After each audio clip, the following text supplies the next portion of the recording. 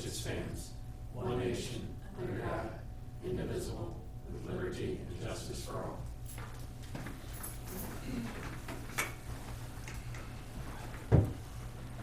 Welcome to the January 3rd, 2017 BPA Board of Public Affairs meeting. First on the agenda is approving minutes from the December 28th special meeting.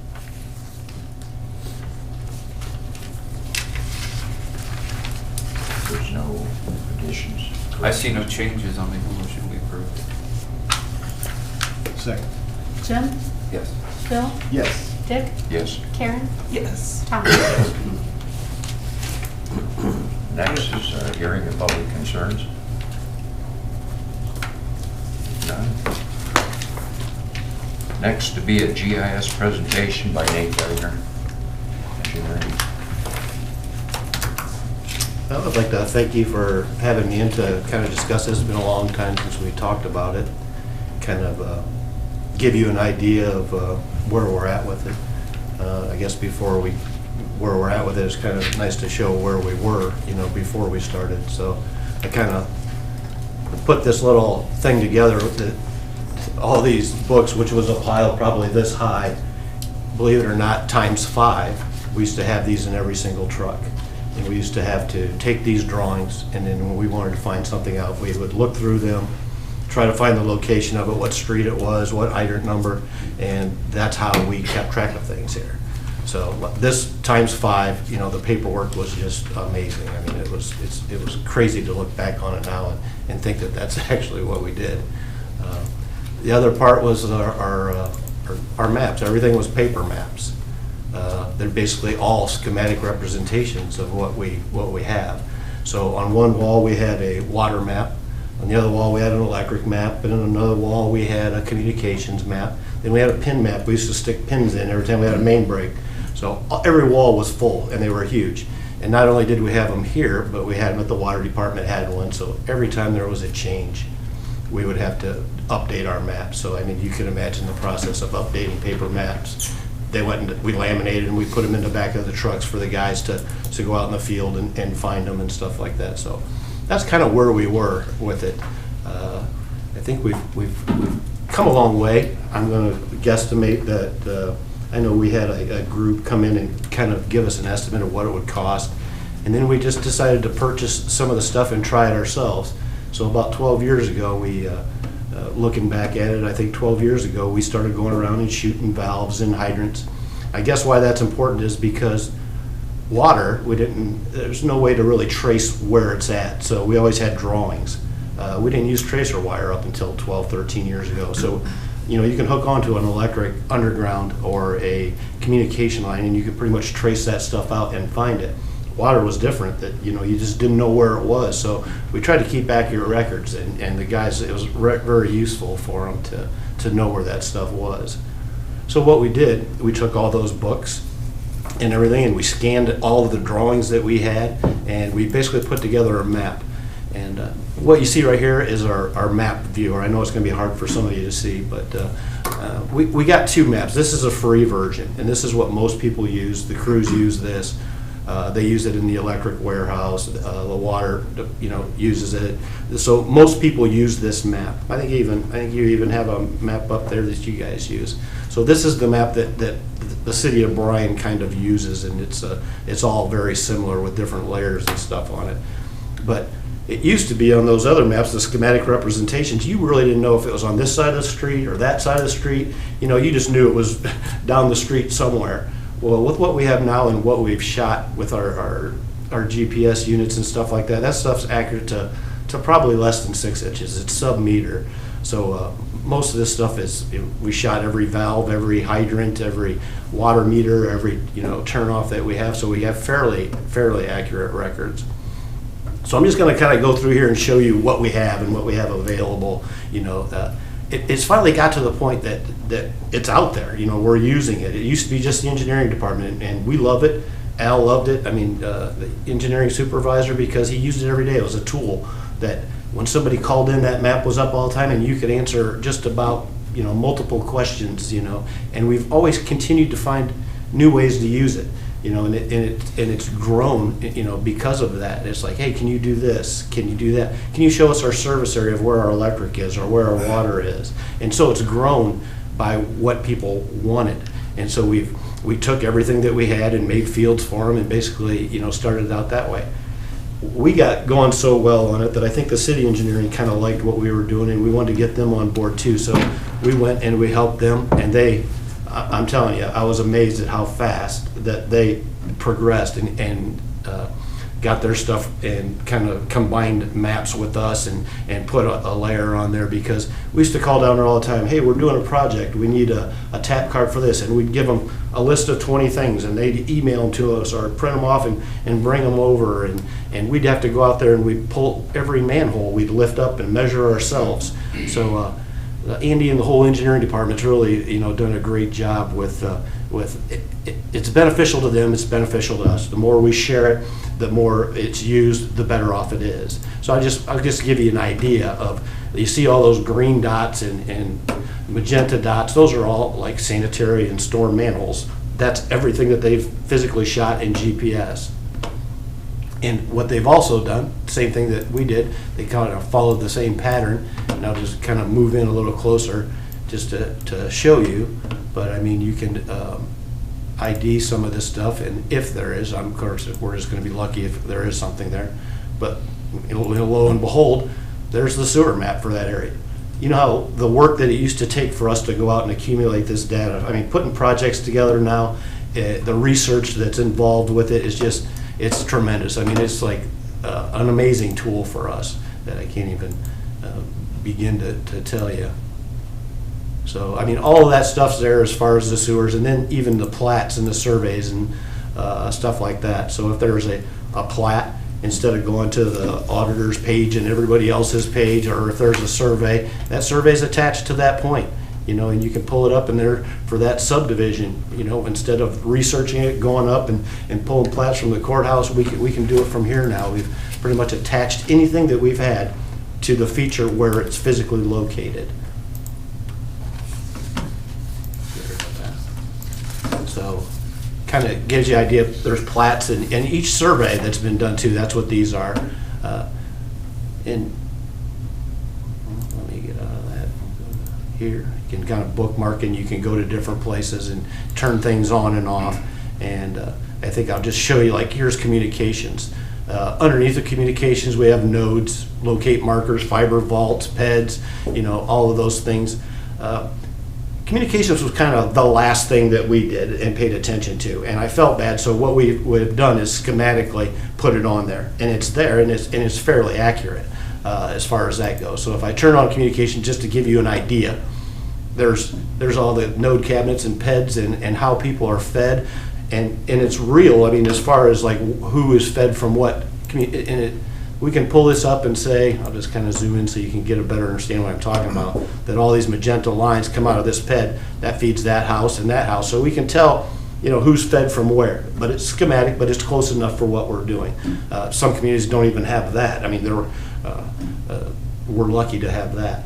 So another thing we've done is we found a need for the service area. So if we want a service area for the communication map, I'll come back out, and we can go to Bryan again, and you'll see it'll highlight the area that, well, I guess turn this one on. And you can see this line, I hope you can see this line around all that communication. That's our service area. So if you fall within that, you know, there's communication that's available, that we could feed you without running any additional, so to speak. I mean, yes, there may be some, but that's in the area that you could be fed. So not only do we have communications in Bryan, but we can zoom out to Montpelier just for an example. And you can see this line type's kind of hard to tell because of the color, so I'll kind of zoom in, but we got a lot of stuff going to hospitals and the schools, you know, as far as our fiber. So you can see, you know, there's the hospital up in Montpelier, and the same thing there. Anything that we have, if we've done something, you know, it's attached to it. I can click on it. There's everything about it, of course, and then I can click on this, and there's basically the as-built of how that fiber was run around and into the hospital.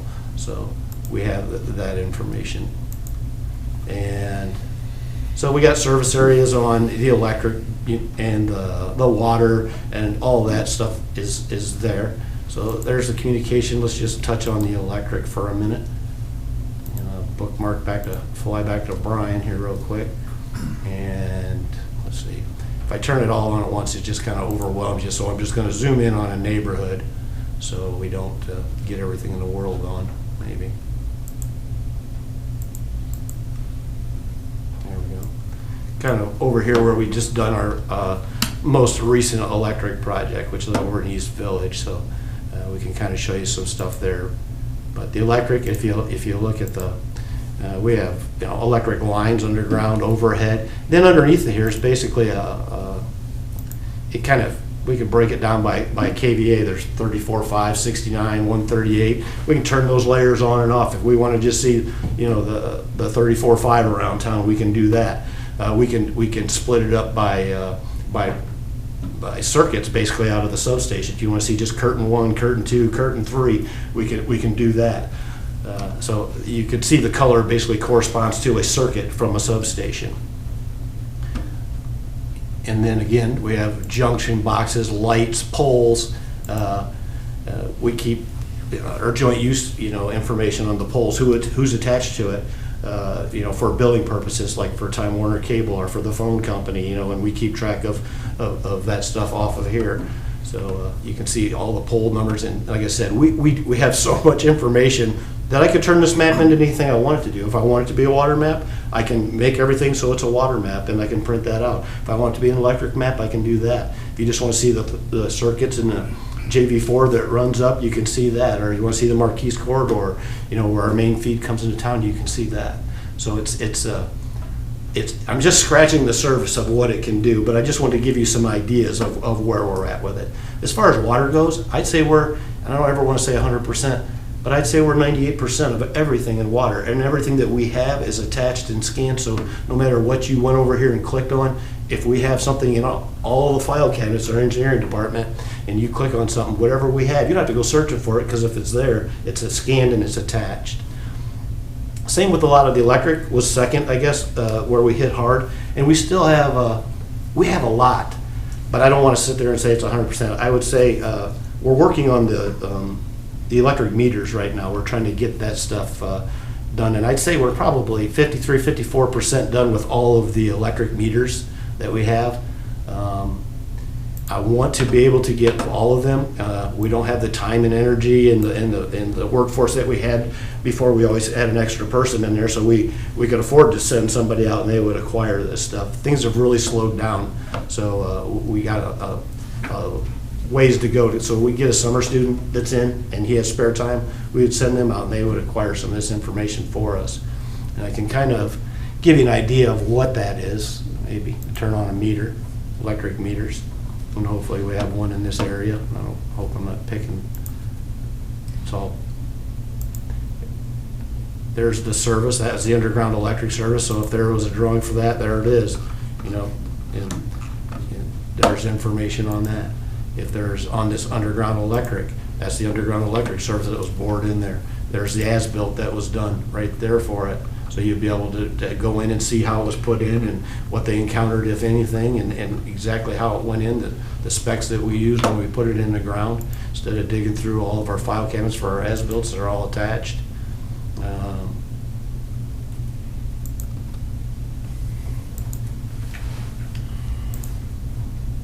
Maybe I will, maybe I won't. But parcel data, it's the same stuff that the auditor's office has. We have parcel information for who owns the property, basically everything about that property. We get that stuff from Williams County Engineering Department. They maintain the parcel database and the orthos that we use. Here's the aerial photography. A lot of people like that. To me, I don't, but I use it sometimes if I want to see where trees are and certain things like that. But it really helps, where you're at from that point. We also use this map in AutoCAD. For the training purposes, we're all familiar and comfortable with AutoCAD, which is a drawing program that a lot of people use. And ArcView and ArcMap is something that we weren't familiar with. It's a GIS basically program, and it's kind of a specialty program, and we weren't real familiar with it. So we went about it a different way. We went and drew the way we were comfortable in AutoCAD and exported these things as shape files, created our own shape files, and worked it a different way maybe the rest of the world doesn't do, but we made it work for us. And now it's become a tool that's, to me, is something that I use every single day. I mean, we have easements. If you want the easements, there's the easements that will pop on here. All the easements are physically attached. So if you wanted to pull up the easement and find out a little bit more about it, who it was granted to. Some of this stuff is like if something's on top of something else, it's hard to get it to click on because it's like on whoever's on top you can select. So basically you got to sometimes move some things around to get it to select. And it's going to keep selecting something that's turned on. I'm not sure what. But anyway, you can click on the easements and they will pop up and tell you that's a street light easement coming out here to a street light, or it's a underground electric easement, or it's a sewer easement, or a water easement. It's all there. We can pull it up, and for research it's great. It's not done, but it's a work in progress. Just like everything we have is a work in progress, and it'll never be finished. But you just keep building upon it and building upon it, and one of these days we'll have a pretty good system, which I think we do now. But it could get even better. You can see the ortho is an older ortho, but you can still pull up out here and you can still see that we have the school. We have all the school roads because we get plans together and we have to design a water line for out there or electric, for it and stuff like that. So we take this and bring it in. When they were building that school, we went out there and shot the corners of the building. If we see a house going up, we shoot the corners of the house. I mean, we try to, if there's new sidewalks going in, we try to accumulate anything and everything that we can because it makes our life easier. So you can see, everything around that school. And it's not even, well, it is built now, but I'm saying when it wasn't built, we can still see the roads and stuff like that. We've taken it and shot it and stretched it and put it spatially to almost exactly where it will be. We do the same thing for subdivisions. Here's the point at Greenfield is right over here next door. That's not quite done yet. It's not been through planning and zoning, but we have drawn in the parcels and stuff like that because we have to draw in how we're going to feed these lots. We're going to do electric and water and stuff like that. So in designing stages, we go ahead and put it on there, and then we can design and help with the layout, as far as that goes. So there's a lot there. You can, like I said, you can zoom to the free version, like the one I have on my desk. I can zoom to the dam. I can tell you exactly what properties we own because there's a lot of stuff down there. And so I can zoom all over the place and I use it. Just to give you a couple examples, you see it's a neat map. It's kind of cool. I mean, but what function and what does it do for us? I guess that's the bottom line. And as far as I'm concerned, it's improved our customer service, immensely. I can sit there, this is on my desk all the time. If I get a phone call, somebody will say, hey, I want to put a fence up back here. What do you got? As they're talking, I'm zooming into their property. I can see what's there, so I can kind of help them, out. I get phone calls from customer service. Lee called me last winter and said that, their house was flooding. He couldn't find the shutoff outside. They didn't know where their shutoff was. I could get on here and I know that we shot every meter pit. And I measured off of, the back of the street and off of the driveway, and I told him, so many feet this way, so many feet that way. And here he was with a shovel digging the whole front, and around the side, probably out of breath, and this lady's panicking at her house, and boom, right there it was. It was within inches. So, I mean, it's found ways to help customers, not just to mention, something like that. Another thing is Bryan Carlin asked me, gave me a project, and it was like, oh geez, we were doing a study, and he asked, tell me where all of the transformers, overhead, underground, what sizes they are, what wire we have. I want 1/0, number 2, and how many feet that we have. And it's like, there's no way I could ever do this. It's just like, that's crazy. It's going to take me months to do this. Then I thought, well, here we go. I could just right click a database for our electric underground, and basically it's a database. So I can export it, and I can, sum the feed up, and I sort it by, 1/0, number 2, and within a week, I probably had all the information that he needed. I don't like to tell a lot of people that because I still want you to think that it takes me a long time to do projects, so I don't want to give away all my secrets. But it's helped that much. I mean, it's helped to cut time in projects and stuff like that.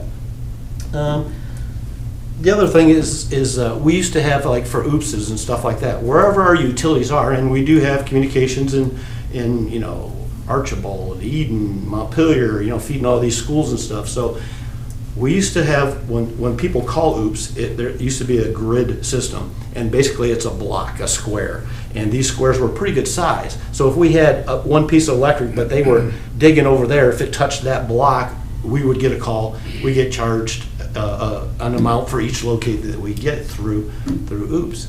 So we switched over to, it's called a polygon system, or a polyline system, and polygons, where now I can, only where our electric is, our underground electric, that we're so confident of where they really are, that we can just do an offset of those, basically, and we get a lot less calls, 10 to 20% probably less calls, because we've narrowed and our system down. It's still protected, don't get me wrong, I don't want you to think that it's not.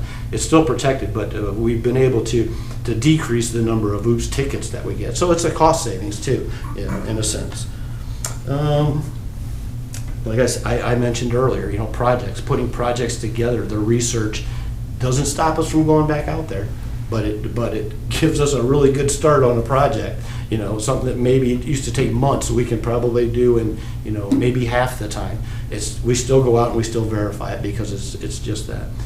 Also, we had a schematic map of the gas company, and I kind of threw a schematic representation, you know, of the gas on there, just to have a rough idea. We didn't use it in the substitute for oops or nothing, but they found out about it, and now they're looking at contractors, and I gave them all the information I had, and they're moving forward to try to get to this point too. So the more we give to people, the more it benefits us. So I have no problem with giving them anything that they want. Same with the street department is now using tablets, basically, to go out and locate their sewers and stuff. We've kind of set something up and helped them, you know, get to the point, instead of rolling out the paper maps and stuff like that, you know, and then so we're working with all departments, because it always comes back to benefit us. I think that's about it. I mean, I open to questions if anybody's got any questions of what we're doing, where we're going. And I got a couple. Imagine Sure. that. When do you use the term ortho? Yeah. Ortho is an aerial photography. It's an aerial image, or Okay. orthographic. You know, you just hear people. It's kind of the interchangeable word that people use for an orthographic image, or a aerial photography. Probably is more. I just wasn't familiar with. The other thing you mentioned, which is curious, was tracer wire. So I assume that's some sort of electrical charge, or some sort of wire that you could, for Yeah. water lines, that's then how you're trying to find. Yeah, it's a physical, just like a 12 gauge wire. It's just a wire that you can clip onto and then trace it out. And believe it or not, we didn't use tracer wire on, you know, our lines until maybe 12, 13 years ago. So a lot of, and they didn't use it years ago. I mean, you can click onto, you know, an electric line is a tracer wire, you know, basically, if you can get on to the right part of it or induce a signal upon it. But a lot of the old cast iron and AC, asbestos cement water lines, you know, there was no way to do it. So we had to have drawings to know where this stuff was, you know, and it's not everything's in a straight line. There might be a valve here and a valve here, but it could do this in between. It's not like a sewer that's usually a manhole and a manhole and it's right in there.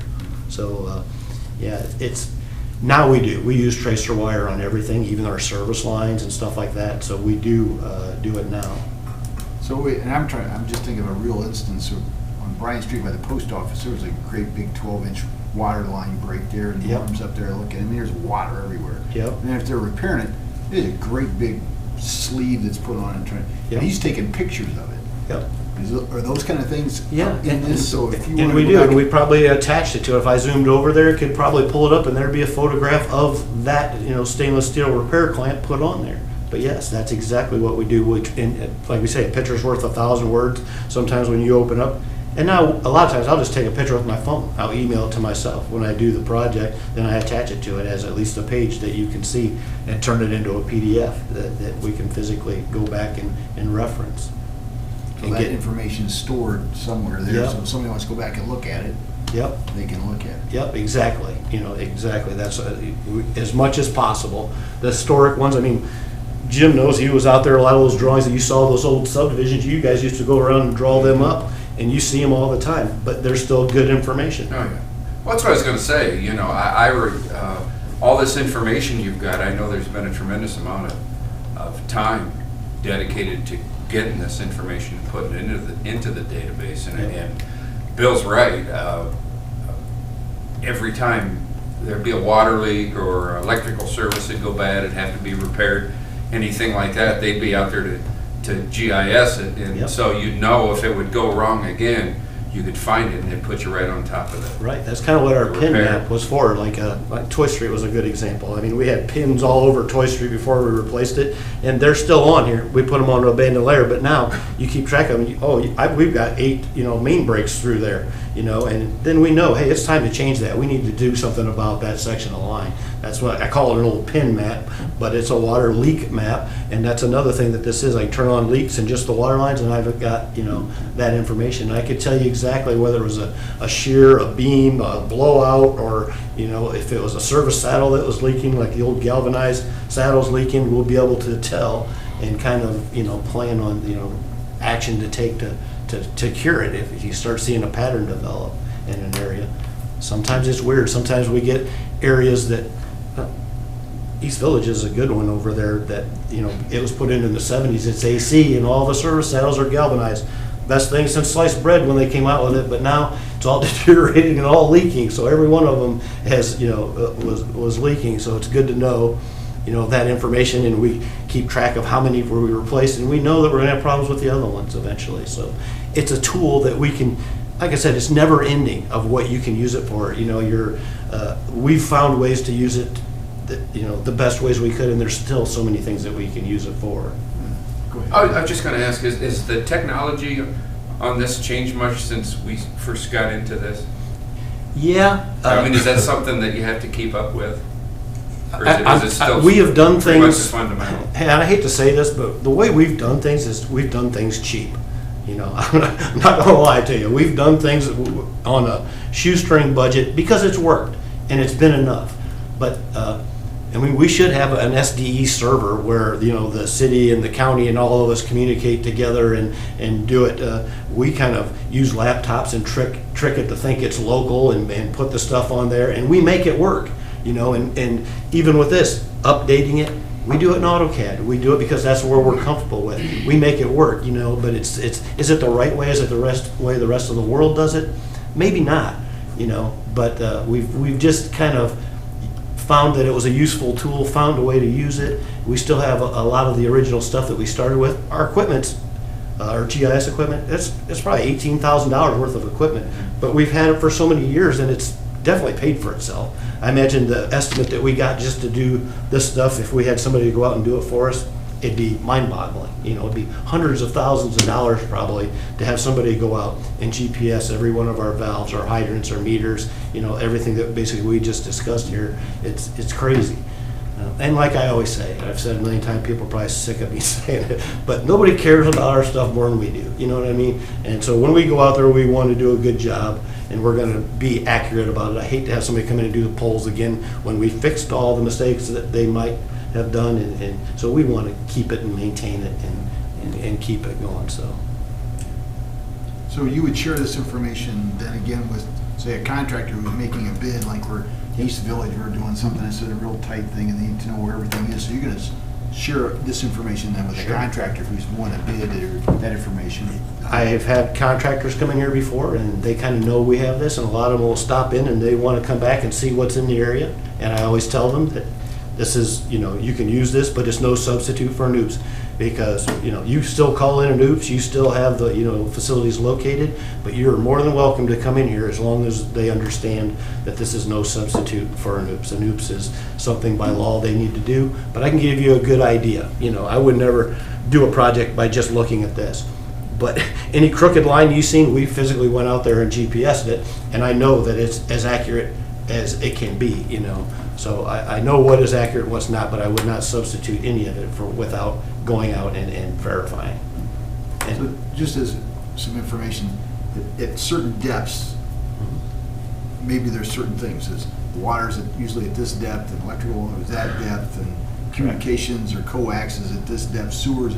is that pretty much the same, or is it always vary? I guess sewer has to Well, depend on. it's a nice guide to go by, but sometimes in the world it's not. You know, like we like to keep water at 5 foot, and we like to keep primary at 36 to 44 inches, and we want secondary at 24 inches, and sometimes communications at 18 for drops, 18 inches. So yes, but sometimes it doesn't work out that way, because we've done bores that's like, boy, and sewers can be anything. Sewers can be, anything at all. So sometimes, we like to think that, and that is the standard, and that's kind of what we fall to, but it doesn't always work out that way. And when we go out and we shoot, we're working on Weaver's subdivision right now, putting in primary underground out there. And when they go underneath of a roadway or under a sewer, they have to go, and they put paint on the ground and we shoot it. It's 5'6" here, it's 5'7", every so many feet. So we even have records of depths of where it's at. So when we go back for reasons like that, right, cut a road down, we have those depths.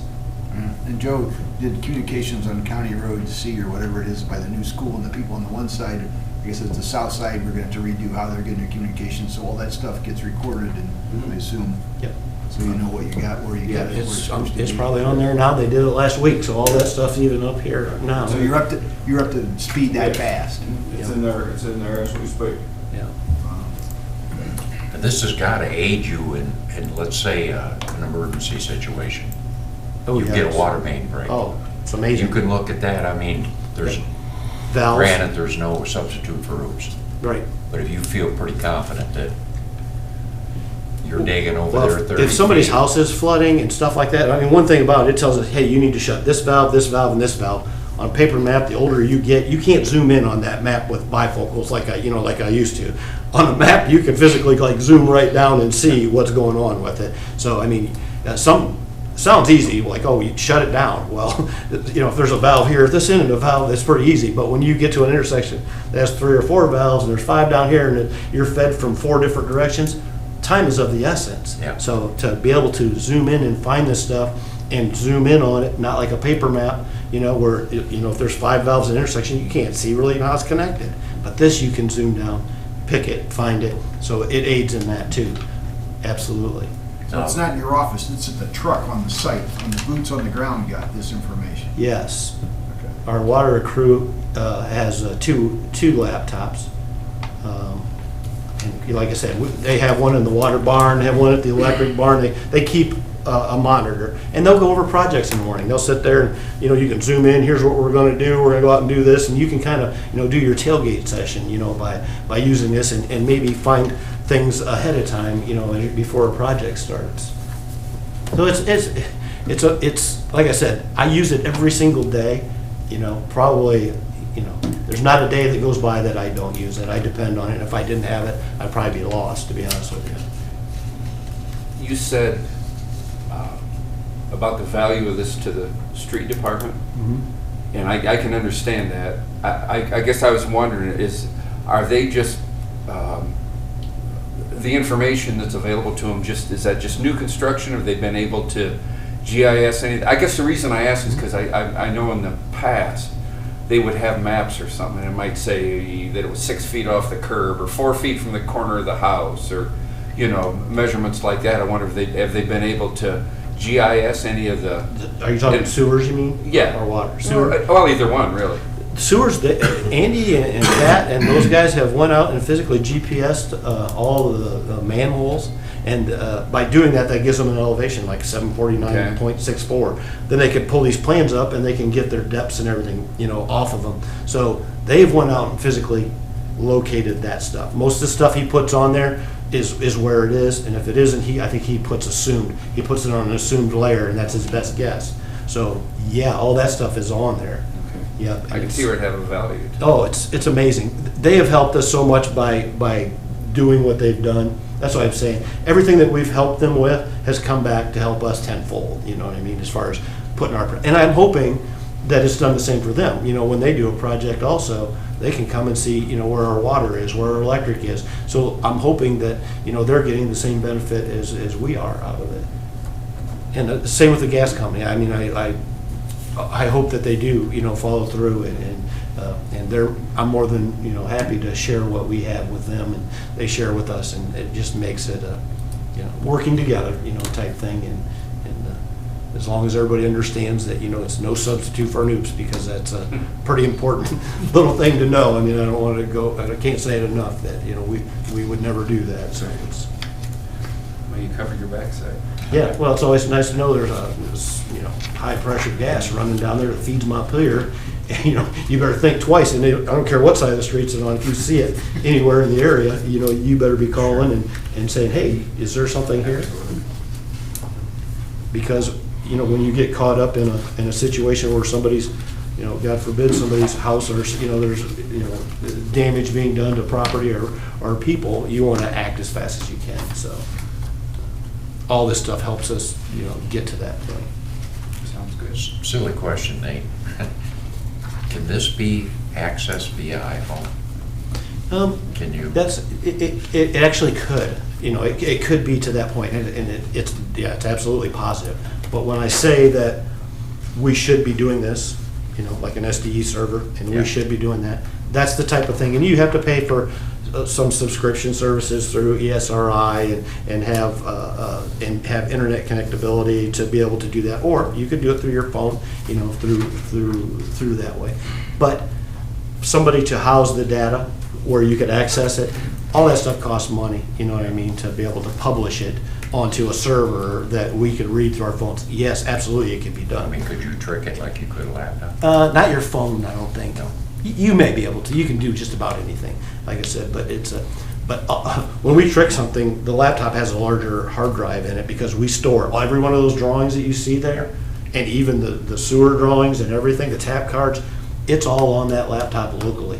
It's all stored right there. So when they're clicking on it and it's opening, it's because we've tricked it to think that it's on our server, and it's really on their laptop. So it needs the hard drive space, and a phone it would have to do it in a different way where it was reading it off of the server and do it. So it'd be a little different. Yeah, absolutely can be done.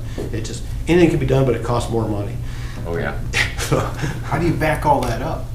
We have multiple servers in a couple different locations. One was down by where the old clerk's office used to be, is a storage area that we keep, so we have redundancy as far as that goes.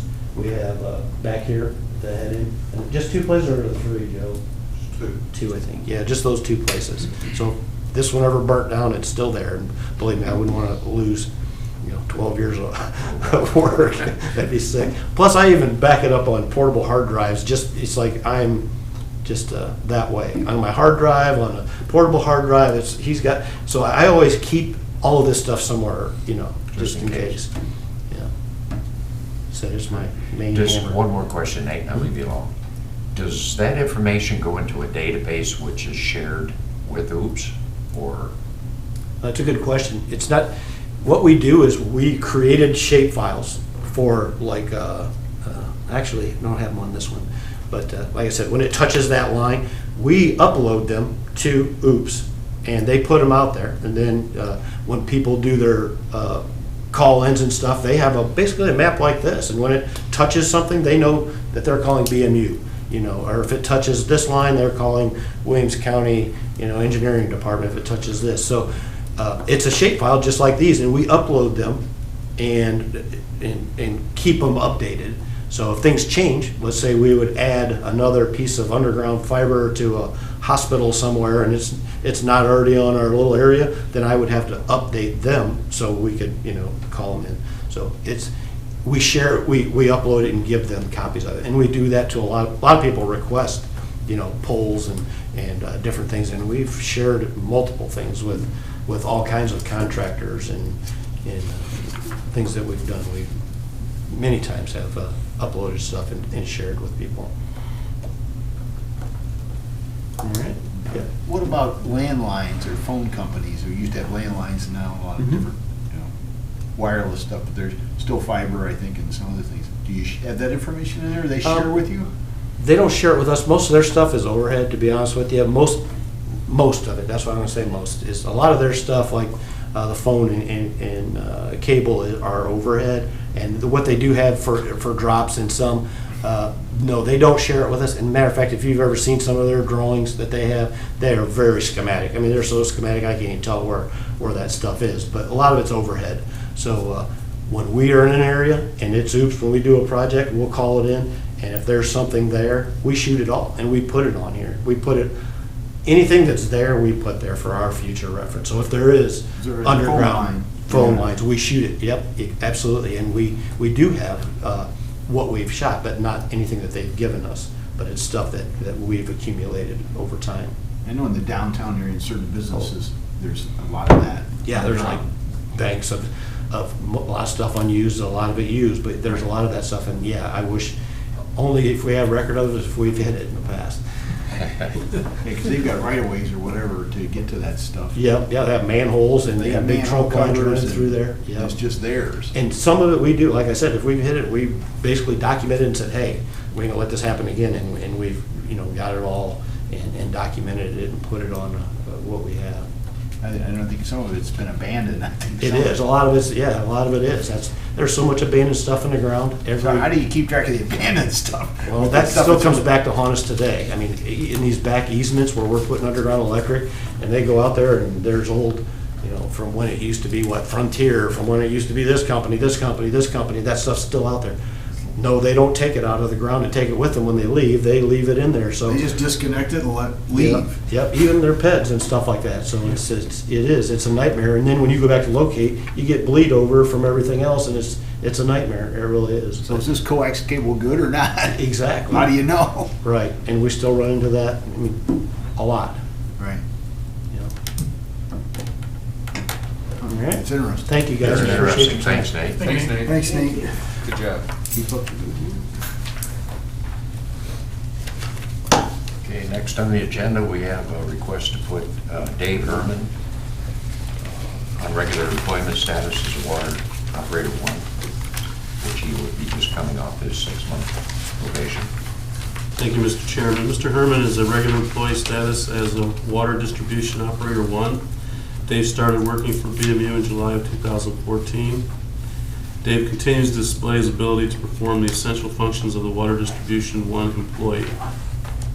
He is ahead of schedule on his schooling side. He successfully passed the Ohio EPA Water Distribution 2 test, and upon completion of on-the-job training for the Water Distribution 2 essential functions, he will continue to move up in his job classifications. Dave has been a great asset to the water team, willing to help out as needed. Sounds very positive. Good move. Second. Bill? Yes. Karen? Yes. Dick? Yes. Tom? Yes. Jim?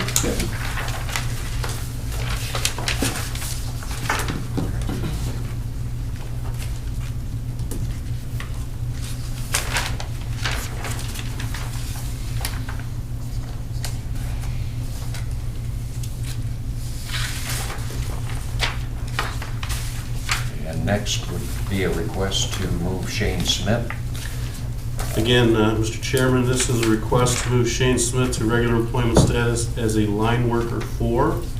Shane started working for the city in 2002 and transferred to the electric department in July of 2008. Shane continues to perform the duties of a seasoned line worker 4. He has completed the line worker certification program through Northwest Lineman College, as well as the basic, intermediate, and advanced line worker classes through AMP. Shane serves on the BMU Safety Committee, currently serves as chair, and Shane promotes safety and teamwork throughout the utilities.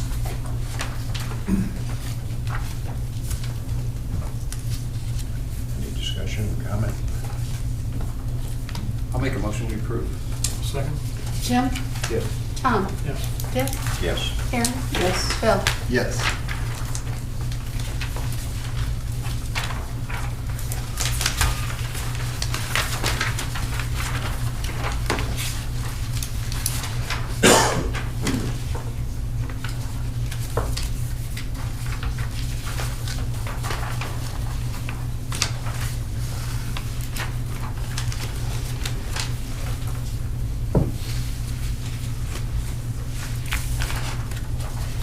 Next is something that caught us off guard, and I know Mr. Gardner caught you off guard, but it's a motion to accept Bob Carter's resignation. And Bob has chose to move on. Board members have Mr. Carter's resignation letter. I did have a somewhat lengthy, but not really lengthy conversation with Bob today. Told him how much we'd miss him and that he's been a very valuable asset to the organization. He has accepted a position with another utility, and it is paying him substantially more money. So from his personal perspective, it's a positive move for him personally, certainly a difficult one for BMU.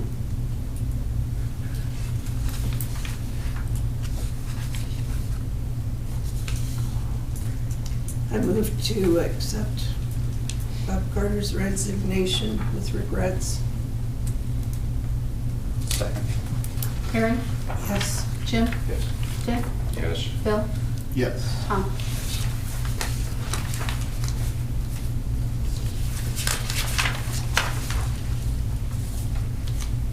And next is a request to post an engineering assistant 1 through 3 position. Yes, again, Mr. Chairman, this is a posting that we intend to seek immediately. Our hope is to actually find somebody with the knowledge, experience, and education for an actual engineering assistant 3, because that's really what we need. But again, our hope is to find somebody that's in that classification.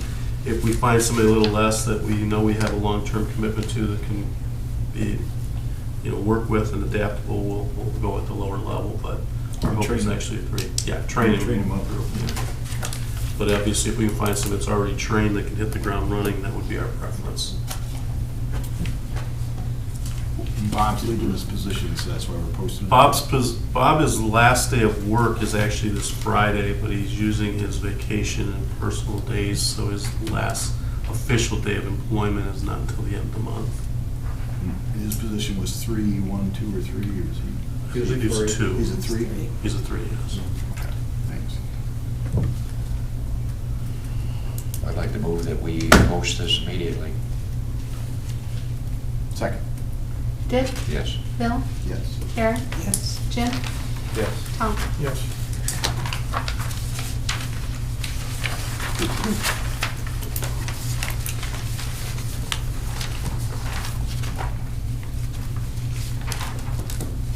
Next, we need to pay the bills.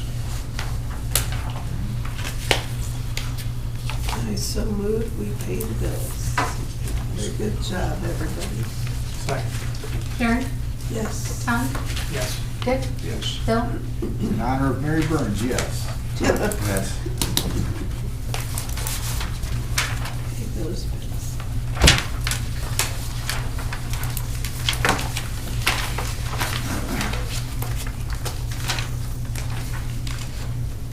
Next will be comments from Epa and staff.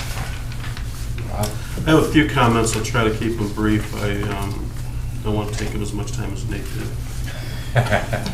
First, I want to thank the board for all the reorganization done at the last their meeting, and the new chairman. Although he has expressed his desire not to be called Mr. Chairman at meetings, and I told him it's very difficult for me to learn new things because of my formal training. But I will make every effort to try to apply your wishes. Committee assignments have been assigned. They are on your agenda. And again, as I mentioned in the last meeting, the 70th Annual Chamber Bryan Chamber Banquet is January 26th. If you could please let Sylvia know before the end of this week if any of you plan to attend. At the next board meeting, I'd like to schedule a time to discuss developing a policy on board-owned rental property. We have 4 rental properties. One of them is vacant right now, residential rental properties. And I think we need to look at possibly developing some type of formal policy for how we address those properties. Also, I'm going to be scheduling over the next several weeks meetings with our large power customers personally, so if you see me out and about, that's what I'm doing. And I have reviewed the preliminary report from Utility Financial Solutions. We talked about this briefly at the last meeting, and I have a meeting coming up with Mike Johnson to review the presentation for UFS to make the presentation to the board. And that evaluation dealt with electric cost of service, financial projections, and a rate design They are also developing a cash reserve policy for the board for us to review also. And finally, I have a meeting next week with the leaders of the IBEW. That contract does expire on March 31st, 2017, and we will be requesting an executive session to discuss the collective bargaining issues with respect to our contract negotiations. That's all I have. Thanks, Rob. Mayor? Yeah, council meets tonight in about an hour or two. We'll elect a president and set times for our meetings for the year. It'll probably remain on the first and third Mondays of the month. The council did meet on December 29th and approved the 2017 budget. The general fund increased slightly, 0.027%, or right around $18,000. Overall city budget was $54 million. It's a 4.71% increase. BPA is 28 million, council's 25 million. The 2002 to 2017 budget comes very close to the figures that we just passed, so we're running an average of about that much each year. Capital improvement was our largest council increase of 22%. We planned curbing and paving, $200,000 at Mayberry Drive in the park. Sanitary sewer replacement in the southwest quadrant, $500,000. Ohio Public Works, however, will pay half of that back, so that'll get some money back in that project. Plan to do some work in the 100 block of South Street and try to get that turn in and out, straighten out a little bit, around $200,000 there. Bryan estimated $350,000 in repaving. There'll be another turn lane out at Center and Town Line, thinking about that. The wastewater plant has a project of grit removal and ultraviolet light to disinfect, and we did complete our negotiations with both the police and the wastewater and settled a 3-year contract, 3, 2, and 2. We're very happy with that, and they passed a wage increase for all city employees at 3% for 2017. We're happy with that. And the ethics thing came out today for all of us. I passed that out, so you have that in your... Annie, yeah. and So- council meeting tonight, 7 o'clock. Yeah, 7 o'clock, yeah. Thanks, Mayor. John? The only thing I would say is that typically when you have a reorganization for your committees, you accept that with a motion. That was not done. Oh. I didn't know that. It's typically done. Okay. I move that the committee assignments be as they are on the agenda, and I can read them if you'd like. Tom Sproul and Karen Ford, Finance, Water, Karen Ford and Jim Salisbury, Communication, Tom Sproul and Jim Salisbury, Electric, Dick Long and Bill Peppel, BIPAC. I don't know exactly what the acronym stands for, but Bill Bryan Peppel, Industrial Park Action Advisory Committee. what she said. Technology, Dick Long, Karen Ford, and HR, Dick Long and Karen Ford. That is a motion. Need a second. Everybody okay with that? Any discussion? There's a chance. You want to change? I'll second. Bill? Yes. Tom? Yes. Jim? Yeah. Karen? Yes. Dick? Yes. Thank you, Rhonda. Roy? No, sir. Nate? Good. Thanks for the presentation. Yeah, That was, not a that was problem. interesting. That's, Thank you. technology is incredible. Joe? Life is good. Press? Nothing for you guys, I've been named afterwards. Good, Max. Jim? I just want to thank Nate. You did a heck of a job. And I know from experience that there was a lot of work went into that. I'm repeating myself to some extent here, but I know there was a lot of work went into that over the years to make it what it is today.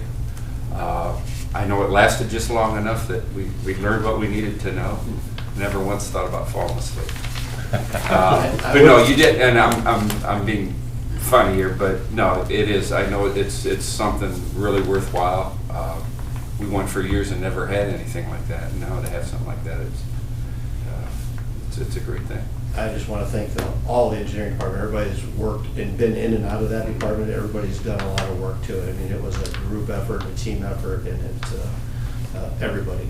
Everybody played a hand in it, from Thank you for scanning that. to shooting to everything. So I want to thank our whole department for everything that they've done to get us to this point. Thanks, Jim. Sure. That's all I have. Just to ditto what Jim said, it looks like a lot of time went into that, and we just appreciate the effort that everybody put forth for that, and it was a great presentation. We learned a lot. Thanks, Nate. Thank you. Yeah, my comments relative to it, it was nice to see cooperation amongst city departments and from all facets, from the city side, the utility side, and to let the public know that we really work together and trying to work on projects together, and it makes things go a lot smoother for everybody. Yep. And ultimately, that would be the goal, to serve the taxpayer/ratepayer and provide dependable and affordable services, and that's what our goal is to do. And so it really helps in making that possible to make those things. So when you see those efforts and those things being done, it really makes you proud of where you live and work. Yes. So appreciate all that. Thanks. Thanks. I agree. I remember the days when I saw the books in the engineering department, the bookshelves full of those books, the books on the trucks, days before the computerized system, and this is just wonderful to have. And do wish Bob well in his new position. I know he spent a lot of time going out shooting these sites and entering things into the system for us too. So Thanks. congratulations on getting the system, you and Al starting it, and you continuing on with it. Yeah. Good work. Thank you. Jim, you're so far away. I know, I feel like I gotta yell. No, I'd like to wish Bobby Carter the best. Gonna miss him a lot. I've been around him for a lot of years, but I never hold anybody back from moving on. Yeah, that's right. And with that, I'll move for adjournment. Second. Bill? Yes. Tom? Yes. Rick? yes, Karen? Yes. Jim? Yes. meeting adjourned. That's cool. Mr. Chair, your first meeting.